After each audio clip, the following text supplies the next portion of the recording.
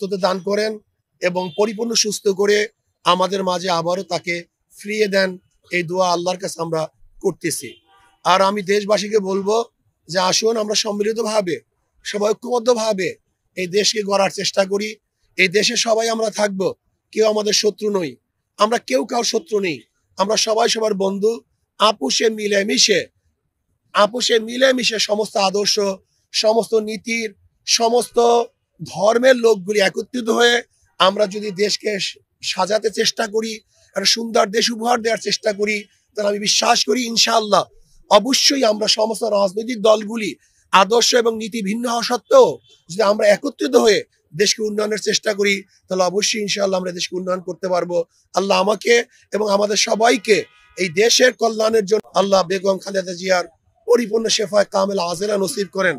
আল্লাহ জলদি সুস্থতা দান করেন এবং আল্লাহ সুস্থতা দান করে আমাদের মাঝে আবারও ফিরিয়ে দেন।